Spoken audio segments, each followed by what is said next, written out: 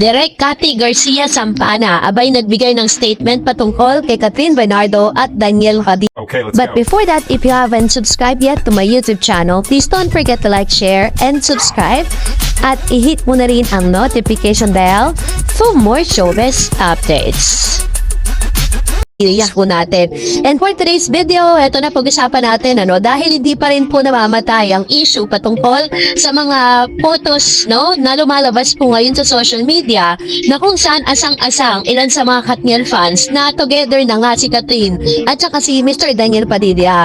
Minsan na po nating binigyan ng sagot, ito pong balitang ito na walang balikan, na mga trending photo ni Catherine at Daniel Padilla, yan po ay mga lumang photos na. Kasi may mga photos na lumalabas na semi-kalbo nga si Daniel, tapos kasama niya si Catherine.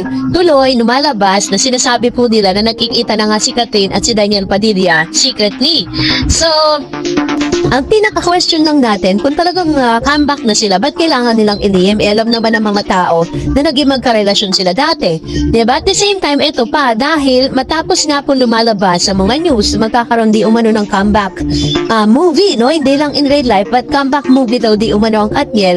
So, isa sa pinakamalapit sa puso ni Catherine Bernardo at Daniel Padilla na direktor, na si Direk Cathy Garcia Sampana, ay nagbigay din po ng kanyang statement. Meron po kasing lumalabas sa balita na naghahanda na raw di umano si Direk para po sa panibagong movie ni Catherine tsaka ni Daniel Padilla.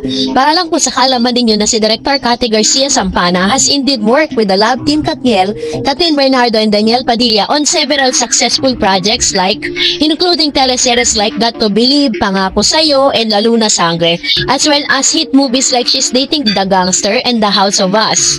While there has been discussion about potential reunion movie for Katniel, Direk Cathy has expressed her openness to the idea should the project materialize. She also clarified that she did not unfollow Daniel Padilla on Instagram, stating that she never followed him in the first place. So marami kasing mga nangiintriga ngayon kay Direk Cathy Garcia Sampana, matapos po yung hiwalayan ng Katniel, sinabi nila na in-unfollow daw ni Direk, and sinabi nga ni Direk, nilinaw niya na hindi naman talaga niya pina-follow sa Instagram si Mr. Daniel Padilla.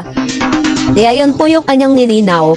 At ngayon ay hiningian po siya ng statement patungkol sa mga rumors na nagkakalat ngayon sa SOCMED, At dito po ay hindi po siya nagdamot para po ipagkaloob sa atin yung kanyang statement. Panoorin natin ito. Marami kaming direkto.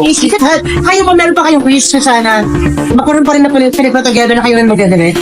Siyempre, Katniel will always be Katniel. They will be paired with others. Marami pa rin may gusto sa kanila. At kung meron namang kwentong bagay sa kanila, bakit hindi? Walang yes or no eh. It depends. Pero kayo ba, happy kayo na pareho silang gumagawa ng sarili nilang ngayong niche in the business? Yes, I'm always happy for both of them.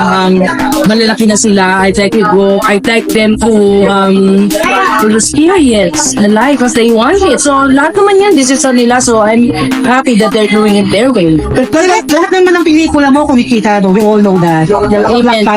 Yeah.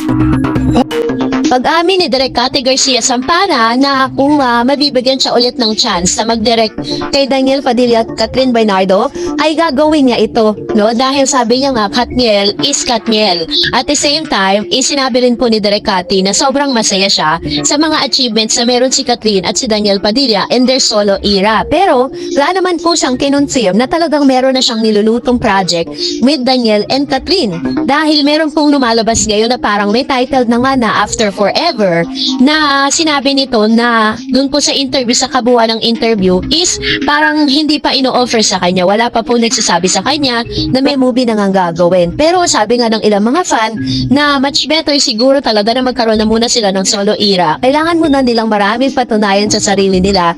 At talagang ito na kasi yung chance nila para talagang magkaroon sila ng growth, sa kani-kanilang mga joy. Katulad si Daniel Padilla, pinatunayan niya po sa publiko na mali ang iniisip sa kanya ng mga tao na hindi po siya sisikat at hindi po siya makikilala muli or mabibigyan ng magandang proyekto pag wala po sa tabi niya si Catherine. Itong pinatunayan niya kasi sa kanyang proyekto ngayon na talagang still Daniel Padilla is still Daniel Padilla whatever happened in the past. So dahil dyan, narito naman ang ilan sa mga comments and reaction po ninyo patungkol naman sa ating latest updates, Magbasa tayo. Unahin po natin Ang komento mula sa isang viewer na si Hot Sauce.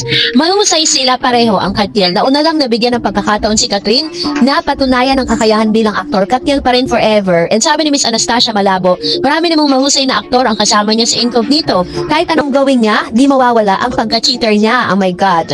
So ito naman yung kanyang komento with regards to this. Totoo naman po na parang mahusay naman talaga silang pareho sa kanilang mga journey na tinatahak ngayon. Kasi may kanya-kanya silang mga may kanya-kanya silang spotlight ngayon. Si Catherine, sobrang husay niya po sa mga ginagampanan niyang karakter, di ba?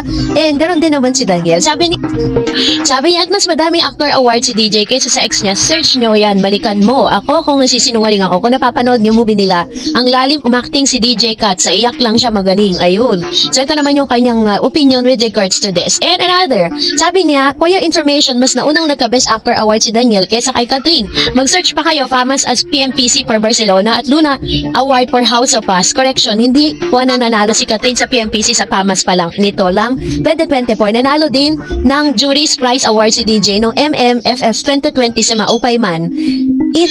It na panahon hindi movie. Ayun. So ito yung kanyang komento with regards to this. Pero all in all, ay kung pagbabasihan talaga natin yung mga achievement, mas mataas pa rin po yung na-achieve ni Miss Catherine, dahil po, aside from those awards kasi, meron din po kasi tayong tinatawag na, kunyari, kung sino po yung artista talaga na nag-aakyat ng mas malalaking pera, sa nasabing network. At base po sa mga reports na isa si Catherine Bernardo sa mga asset na masasabi ng ABS-CBN alongside with Miss Vice Ganda.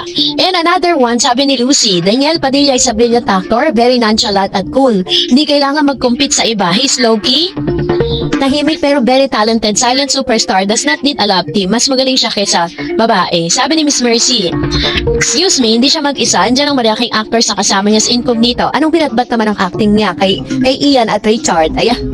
Alam mo talagang nagsasabutan talaga sila sa comment section, no? And another, sabi po ni Miss Gina, kung makapagsalita naman kayo cheater, para namang perfect na perfect kayo, ang mahalaga natuto sa kanyang pagkakamali. Tandaan natin, tao lang tayo, nagkakamali at magkakamali din. Sabi ni Miss Elmer, humble lang yan si DJ. Ayan. Kasi nga naman, di ba, parang natatag kasi lagi sa parang yung naging pagkakamali ni Daniel Padilla ay hindi na rin talaga kinalimutan ng tao, kaya gano'n na lang siya yung tawag sa kanya. Sabi ni Dong Tats, totoo naman na right now, mas shine si DJ over Kat. Kasi after the breakup, mas nag-focus si DJ sa kanyang growth at maybe nag-soul searching din siya. Kaya kahit sa daming bash sa kanya, before now, I can say na he is healed, strong man, at magaling na actor. While Kat naman, parang medyo humina career niya after she was linked to Mayor Alcala. How I wish, nag-focus muna siya sa growth niya and soul searching. Nasa tok-tok na siya ng bundok last year after HLA, pero dahil may mayor na nalilink sa kanya ngayon, parang humina, medyo appeal siya sa masa. Sana ang ginawa niya, strike while the iron is hot. Pero hindi, she's letting the mayor issues dragging her and her career down. Kanyang comments with regards to this. Ako naman, ang point of view ko with regards, hindi naman po humina or hindi naman po parang nawala sa limelight si Miss Catherine. Kasi kung tutuusin, siya nga po talaga yung mukha ng showbiz ngayon dahil kabi-kabila ang mga endorsement niya. Kasi hindi po siya nababakante sa mga projects. Lahat po ng gawin niya ng mga pelikula or teleserye talagang nag-hit. Kaya hindi natin masasabi na parang na-outshine siya ni Daniel, diba? Although sinasabi ko nga sa inyo na may kanya-kanya silang spotlight at may kanya-kanya silang galing. Kaya hindi natin pwedeng i-menos yung mga narating din ni Catherine, diba? Nagkakaroon lang naman tayo ng comparison dahil nga medyo umaangat si Daniel Padilla sa mga panahon na to dahil sa husay niya dito po sa kanyang recent project na Incognito.